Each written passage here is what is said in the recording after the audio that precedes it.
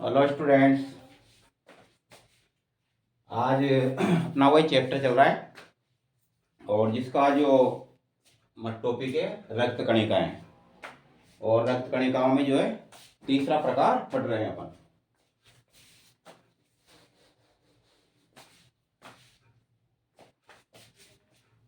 Number 3 में इनको कहते हैं प्लेटी यानी पट्टिकाणु। पट्टी काणु, इनको प्लेटिलेट भी कहते हैं।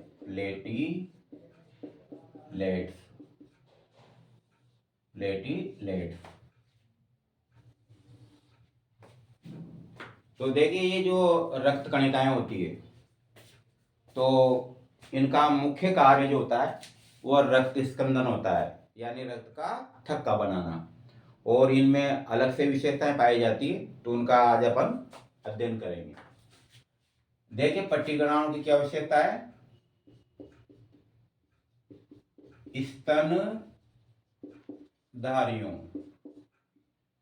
स्तनधारियों में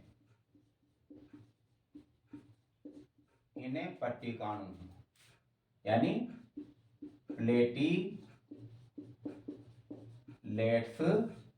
कहते हैं। इनका आकार,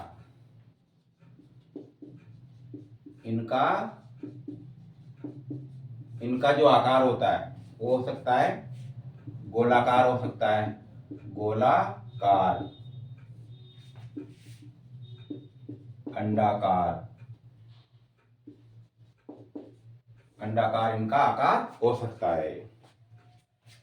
तो ये स्तनधारियों में, लेकिन याद रखिए कशेरुकी यानी स्तनधारियों को छोड़ करके जितने भी कशेरुकी प्राणी हैं उनमें इनको अलग नाम से जानते हैं।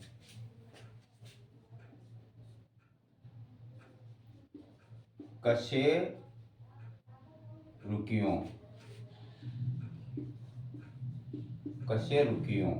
मतलब जानते हो कशेरुकियों, जिनमें भी रीढ़ की हड्डी, स्तनधारियों में भी रीढ़ की हड्डी, लेकिन ये स्तनधारी नहीं है। इनको अलग अलग देखे शुरू में पढ़े तो पहले आता है मेमेलिया वर्ग है। मेमेलिया वर्ग यानी इसमें आते हैं स्तनधारी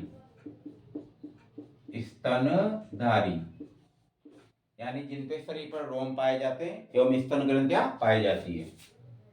दूसरा जो वर्ग होता है क्रमशः ही ये वर्ग, दूसरा वर्ग होता है वो होता है रेप्टेलिया। अगर इनको जैसे सीरियल के अनुसार देखें ना तो ये विकसित किस हिसाब से देख लिए, रेप्टेलिया। ये इनको आपको क्रम से बता देते हैं ताकि कंफ्यूजन नहीं रहेगा। पहले जो विकसित हुआ है उस हिसाब से पिशीज वर्ग ये आता है मछली वर्ग। दूसरा होता है इससे विकसित एम्फीबिया।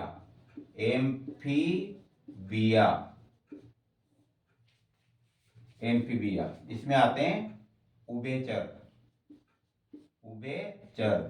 यानी कि मेंढक। ये मछली वर्ग है, इसमें पता लगेगा और मछलियां आती है। उभयचर का आप नहीं समझे तो मतलब मेंढक आता है इसमें।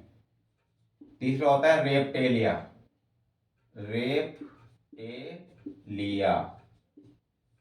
यानी सरीसृप वर्ग होता है इसमें सर्प आते हैं। चौथा होता है एविज, इसमें पक्षी वर्ग आता है और इसमें उदाहरण में पक्षी आते हैं। और नंबर 5 में सबसे जो इन वर्गों में सबसे विकसित हुआ है मेमेलिया यानी स्तनधारी। इसमें सभी स्तनी प्राणी आ जाते हैं। तो इस प्रकार एक क्रम से सर्वप्रथम विकास किसका हुआ था, पिशीज वर्ग का, जल में रहने वाले प्राणी है। फिर इनसे किसका, उभयचर का विकास हुआ जो जल में भी रह सकते हैं और मतलब भूमि पर भी रह सकते हैं। रेप्टेलिया रेंगने वाले प्राणी इसके अंतर्गत आते हैं। फिर एविज, एविज में आता है पक्षी वर्ग, और मेमेलिया सबसे विकसित वर्ग ये माना जाता है। तो ये कशेरुकी प्राणियों में, यानी कहां से लेकर के चारों वर्ग, मछली वर्ग से लेकर के और जो है ना कहां तक, एविज वर्ग तक। तो कशेरुकियों में इन्हें स्प्लिंडल, यानी इसको जो नाम होता है ना वो होता है स्प्लिंडर सेल। तो कशेरुकियों में इन्हें थ्रोम्बोसाइट भी कहते हैं, थ्रोम्बोसाइट्स। तो कशेरुकियों में ना इन्हें थ्रोम्बोसाइट या स्प्लिंडर सेल्स, स्प्लिंडल सेल्स भी कहा जाता है। होती तो वही है, लेकिन इसमें इसकी जो है ना आकार आकृति बदल जाती है। तो कशेरुकियों में इन्हें थ्रोम्बोसाइट या स्प्लिंडर सेल भी कहा जाता है। इसका जो आकार होता है वो क्या होता है, तरकुनुमा। इनका आकार तरकुनुमा होता है, तरकुनुमा। तरकुनुमा का मतलब देखिए वही, बीच में से तो मोटी रहती है, किनारों से पतली है। ये किनारे पतले और बीच में से मोटी होती है। और तो इनका जो है ना आकार देखिए, ये गोलाकार, ये अंडाकार है ना, और ये तो ये जो भी है सभी है क्या है, पट्टिकाणु कहलाती है। लेकिन याद रखना स्पिंडल जो सेल होती है ना ये वाली, इसका टाइप का आकार वो सिर्फ कशेरुकियों में पाया जाता है। तो विशेष रूप बात है कि स्तनधारी में तो इनको प्लेटिलेट्स भी कहते हैं, पट्टिकाणु भी कहते हैं। लेकिन अन्य जो है ना कशेरुकी, उनमें इनको थ्रोम्बोसाइट भी कहते हैं और स्प्लिंडर सेल भी कहते हैं। इनका आकार कैसा होता है, तरकुनुमा होता है। जबकि ये जो है ना इनका आकार, ये गोलाकार हो सकती है और ये अंडाकार हो सकती है। इस प्रकार इनका आकार होता है। अब आगे बढ़ रहे हैं अपन। जो प्लेटिलेट्स है तो इनकी संख्या, जैसे नंबर 1 में देखें तो संख्या, इनकी संख्या होती है 2 से 4 लाख, 2 से 4 लाख प्रति घन मिलीमीटर, यानी एमएम, यानी घन क्यूब कोष्टक में है ना, तो एम ये। तो इसकी संख्या सभी जानते हो, प्लेटिलेट की आजकल सब जानते हैं ना, प्लेटिलेट की अचानक जैसे डेंगू में, और ये भी यार ना क्वेश्चन एक प्रकार का, डेंगू और वायरल जो फीवर होता है ना उसमें प्लेटिलेट की संख्या घट जाती है। और ये फिक्स 2 से 4 तक होती है। कभी कभी जो चिकित्सा विज्ञान में इसका मान है ना 1.5 से भी माना जाता है, 1.5 से ये 4 लाख इसका जो है ना मात्रा मानी जाती है। लेकिन एक्यूरेट जो है ना साइंटिफिक रीजन से जो बुक्स में वो 2 से 4 लाख है। अब इसका उत्पादन,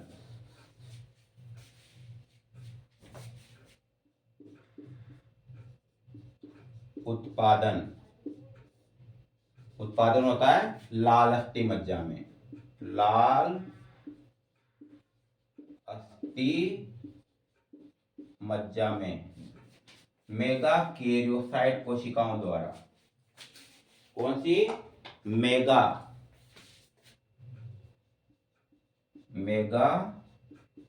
कैरियोसाइट्स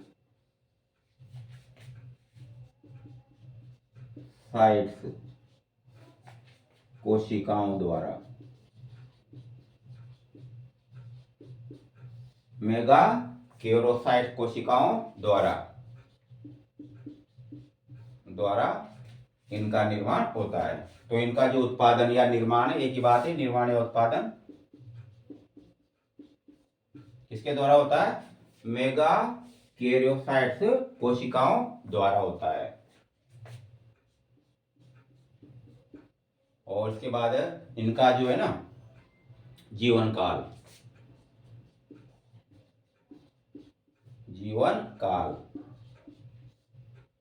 इनका जीवन काल होता है 5 से 7 दिन। 5 से 7 दिन इनका जीवन काल होता है। चाहे आप कई जगह से तैयारी कर रहे हो कोचिंग में, फिर बाद में एक तो पछताना पड़े कि सर की नहीं देखी गई, वो हो सकता है जो कि वहाँ जो है ना ज़्यादा विस्तार पढ़ा रहे हो तो वहाँ ज़्यादा इंटरेस्ट हो, तो आपकी इच्छा। मेरे तो 2-5 जो स्टूडेंट ने कहा, तो इस हिसाब से चल रहे अपन। देखना नहीं देखना आपका कर्तव्य है, लेकिन जो बेचारे जो घर पे जो स्टडी कर रहे हैं उनके लिए मेन ये कोशिश है। और वो मतलब पढ़ भी रहे व्यूज का पता लग जाए। थोड़े दिनों बाद सिस्टम करूँगा मैं इसमें, जो है ना जो भी पढ़ रहे हैं कम से कम अपना नाम तो नीचे सेंड कर दे। मतलब उसमें जो होता है ना, जैसे अपन करते हैं लाइक में, तो उससे पता लग जाएगा भाई ये स्टूडेंट इसको पढ़ रहे हैं। और बाकी जो कोचिंग करना चाहिए, तैयारी की बात नहीं है, लेकिन कहीं मुझे ऐसा लगा कि जैसे कोचिंग तैयारी करे तो एक तो जैसे टाइम ही नहीं मिल रहा हो, इनको उठा के नहीं दे, तो आपकी इच्छा वो बाद में पढ़ना पड़ेगा फिर वो। और बाद में पढ़ना पड़ेगा फिर ये भी हो सकता है कि वो कई मापदंड होते हैं फिर बाद में पढ़ने के। हो सकता है ये चीज़ ही नहीं मिले पढ़ने के लिए, इसको एक सीमित दायरे में फिक्स कर दिया जाए, है ना। तो जीवन काल 5 से 7 दिन होता है ये तो। और इसका जो मैं लॉन्च कर रहा हूँ एक प्रकार से जनरल के हिसाब से, और पूरा विस्तार पढ़ा रहे हैं, बाद में ये एक प्रकार से पे चैनल हो जाएगा ये। तो इसलिए जितना आप पढ़ सकते हो, जितना इसमें व्यूज आते हैं, उतना आगे बढ़ते रहेंगे अपन। जीवन काल होता है 5 से 7 दिन। और जो इंडिविजुअल जुड़ रहे हैं ना स्टूडेंट, जो इसी को पढ़ रहे हैं, वो एक बार मतलब मैसेज कर दे या बोल दे, इसके जो नोट्स है वो भी आपको इंडिविजुअल, जो मेरे पास जो भी नंबर है ना उनको व्हाट्सएप पे ये है ना इसके नोट्स जो बने हुए हैं, क्योंकि ये सबकी मैं पहले क्या प्रिंट कर लेता हूँ, तो प्रिंट के साथ से फिर वो भेज सकें। और उसमें कई चीज़ें हैं जो मान लो अभी यहाँ पर ऐड नहीं हो रही, लेकिन जब जिस समय नोट्स बनाते हैं उस समय कई चीज़ें ऐड कर दी जाती है, और पेपर की जो नई चीज़ है वो भी इसमें ऐड कर दी जाएगी। तो ये जीवन काल होता है 5 से 7 दिन होता है ये। इसके बाद देखिए इनका उत्पादन, मतलब जो क्वेश्चन आते हैं इन्हीं टॉपिकों में से आते हैं क्वेश्चन, क्योंकि जो पुराने जो पेपर है जो देखे उस हिसाब से क्वेश्चन कहाँ से बन सकते हैं, इसमें ये कार्य देखिए। अब आगे बढ़े फिर इसका, तो इनकी जैसे जो निर्माण होता है वो जरूर याद ना, मेगा कैरियोसाइट्स होता है ना, कोशिकाएं। इसके बाद अब है केंद्रक। केंद्रक तो इनमें केंद्रक नहीं पाया जाता है, यानी कि अनुपस्थित होता है। केंद्रक क्या होता है, अनुपस्थित होता है ये। और उसके बाद इसमें मेन मुख्यतः जो है ना कार्य के हिसाब से देखा जाए तो कार्य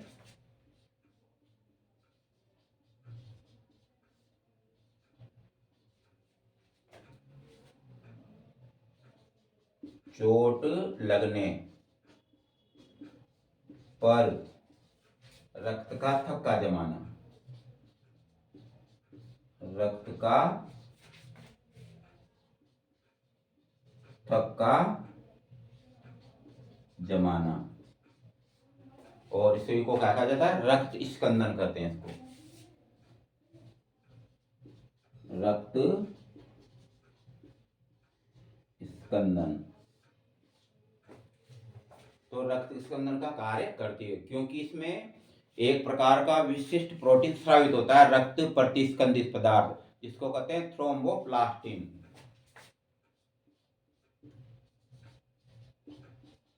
इनसे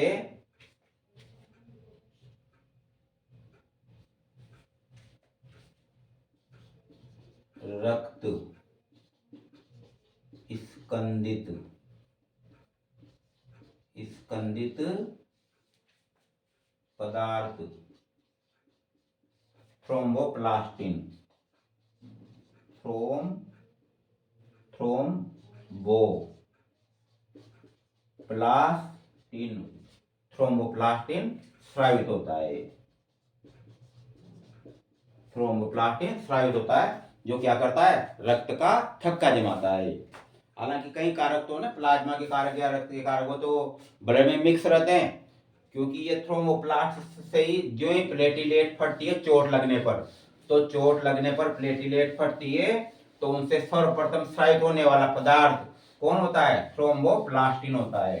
और ये थ्रोम्बोप्लास्टिन कई कारकों से क्रिया करके और लास्ट में जो है जो रक्त में घुला रहता है ना पदार्थ थ्रोम्बोप्लास्टिन, उसको क्या में बदल देता है? फाइब्रिन में बदल देता है। देखिए रक्त जैसे चोट लगी है, चोट लगने पर, चोट लगने पर प्लेटिलेट का फटना, प्लेटिलेट्स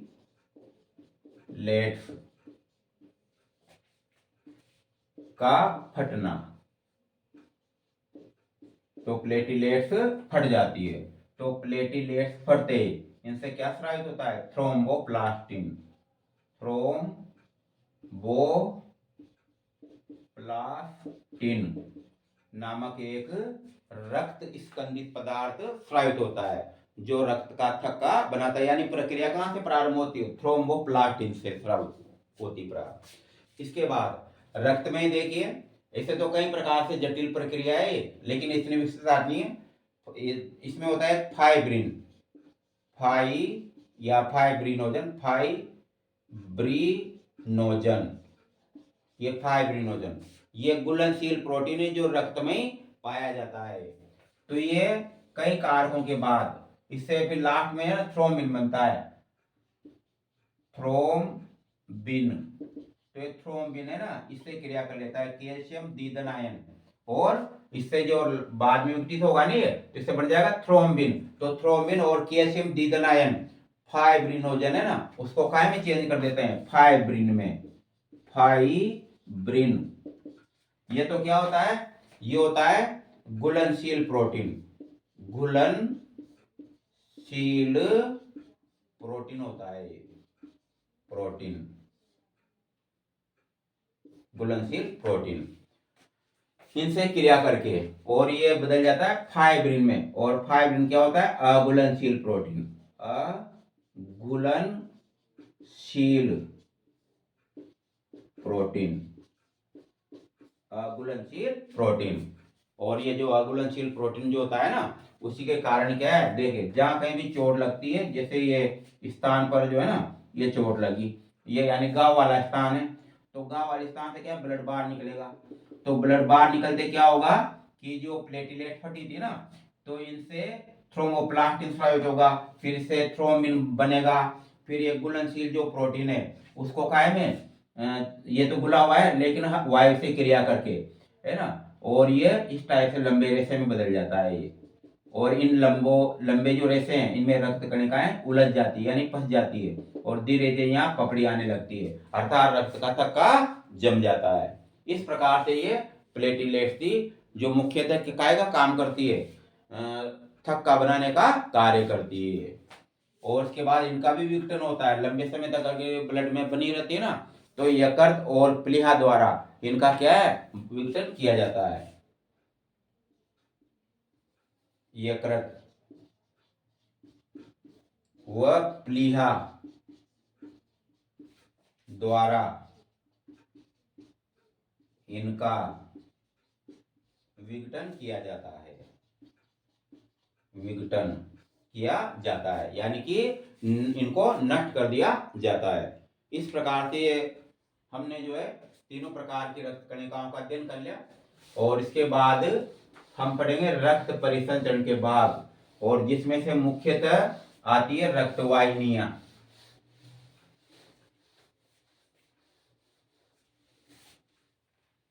अब अध्ययन कर रहे हैं हम रक्त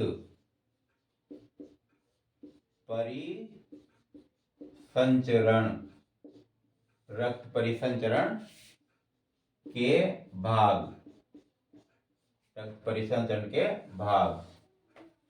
तो रक्त परिसंचरण के प्रमुख भाग होते हैं नंबर 1 में तो जैसे रक्त, जिसका अध्ययन हमने कर ही लिया।